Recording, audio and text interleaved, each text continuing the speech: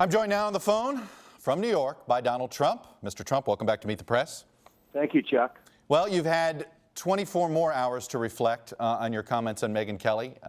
Any change this morning? Do you want to apologize? No, there's nothing to apologize. She asked a very, I thought, very unfair question, and so did everybody on social media. And I answered the question very well. I won every poll on debates, Time Magazine, Drudge, Newsmax, every poll. And people thought I won the debate easily. And, you know, it's sort of an interesting thing.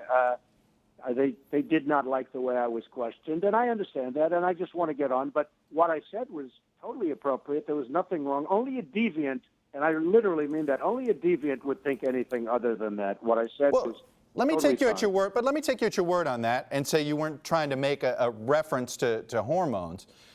You're still making a demonic or animalistic reference with with blood in your eye. It's still a demeaning comment, even by your new definition.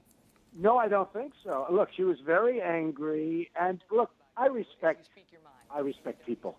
And she was very angry because I brought up something that got the loudest applause of the day by far, and it really interrupted her when she did the question. And she was very angry. And all I said is there was blood, essentially. There was blood pouring out of her eyes, and there was blood. And then I said, you know what? I want to get on to the next sentence because, frankly, I don't have to talk about the blood coming out of her ears and her nose, which is a very common statement. So I said, all right, wherever, let's go. And I got on to the next statement. And then all of a sudden, the next day, I wake up and I hear that somebody took it as something else. Only a deviant would think that, Chuck. I didn't even think that. Who would think it? Hey, I went to the Wharton School of Finance, the toughest place to get into. I was a great student. I don't talk that way. So why can't you apologize? Then why can't you just apologize for saying, you know what, I'm sorry, some people took it the wrong way? You seem to have an allergy. You seem to have an allergy toward apologizing. No, I apologize when I'm wrong, but I haven't been wrong. I mean, I said nothing wrong. There's nothing. It's a very common statement. I've said it about many. Excuse me, I said it about Chris Wallace. I said there was blood pouring because he tried to question me, and he's a small shadow of his father, Mike. That I can tell you. But I said it about Chris Wallace. And Chris Wallace came out, and I said there was blood pouring out of his eyes. Nobody asked me about apologizing. You know, I want to read you a comment of somebody who was rather supportive of you. This was a supporter in Atlanta and said this, though. Her name's Mira Adams, and it was in the Washington Post. And she said this, talking about blood and a woman, it was just inappropriate. Megyn Kelly is just so well-liked by the public. He should have made nice with her. I thought the question was a little off base, but he took, referring to you, a mosquito bite and turned it into a skin cancer. Well, Chuck, I would have made nice. I have no problem, and I have no problem apologizing if I'm wrong. But, you know, when I say it about Chris Wallace and there was nothing wrong, and then you say it about Megyn Kelly, is there a double standard? You know, we're talking about everybody being the same. I mean, are we talking about double standards? And I don't mind apologizing if something's wrong. The only thing is, on the second part of it, I didn't want to waste time, going in. I wanted to get on to the next statement because, frankly, it was more important than what I was discussing. So I just cut it short. But I never referred to anything having to do with the other subject matter that a couple of people thought I might have. And then you had this guy, Eric Erickson, who's a total, he's a known loser. And everybody in politics. Mr. Trump, let me stop you here for a minute, because anybody that criticizes you, you've done it to me in the past when you've not liked something I said. When somebody criticizes you, you go after them, you find something in their physical appearance. You go after them personally. Why? Why is this your tendency? Chuck, I don't. And maybe more so than most people. But part of the problem we have now is political correctness. We have a country that's in trouble. We have a country where in the Middle East they're chopping off people's heads if they happen to be a Christian, and for other reasons also. We have you look at what's going on the border with Kate and with all of the problems in San Francisco, with all of the problems that we've got. You look at what's going on in the country with crime and with our inner cities and everything, and all they talk about is tone. Jeb Bush said, well, Mr. Trump's tone is not. Well, we don't have enough time for tone. We need enthusiasm. We need something. We need a much tougher tone than we've had, because it's not about tone. We have to straighten out our country. We have to make our country great again, and we need energy and enthusiasm. And this political correctness is just absolutely killing us. as a country. You can't say anything. Anything you say today, they'll find a reason why it's not good. Well, So I actually, think we have to, you know what, Chuck? Essentially, though, I think we have to get back to work as a country. I heard Jeb Bush the other day say a terrible thing about women's health issues. He made a horrible mistake. I equate that mistake as being worse than what Romney said about the 47%, which possibly cost him the election. And I will be fantastic. I have so much respect for women, and I will help women in terms of the health issues because it's so important to do that. And Chuck, I have thousands of women working for me. I have women working at high positions. I was one of the first people to put women in charge of big construction jobs.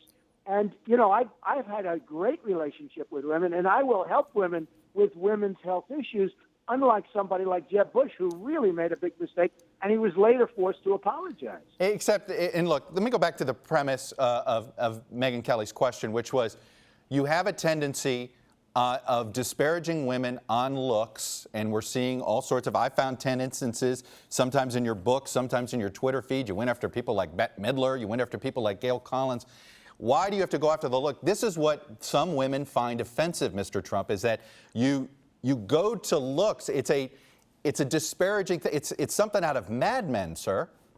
Well, some of the things that she said I didn't say, okay, and she went through a whole list, and this was a hell of a first question, by the way. But I will say this.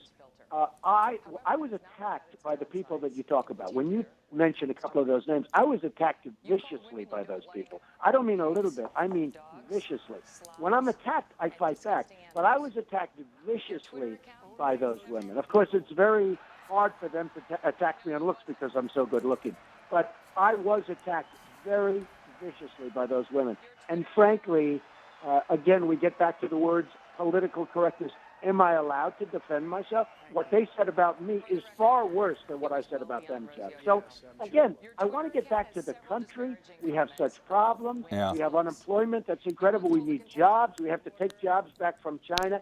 That's the subjects that I'm good at. And by the way, during that whole debate, which was 24 million people, and if I wasn't on, they would have had 2 million people, not 24 million people, and everybody admits that. You would have had just another debate that nobody would have watched. So, you know, that's one of those things. But I want to get back to jobs. They didn't ask me one question about jobs.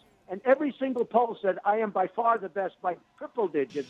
I am by far the best on jobs and the economy. They didn't ask me about jobs or the economy, which are the questions that I really want. Well, let me just ask you a simple question. In your 30 years as a businessman, tell me an instance where you've said, you know what, I was wrong. Well, I think I have.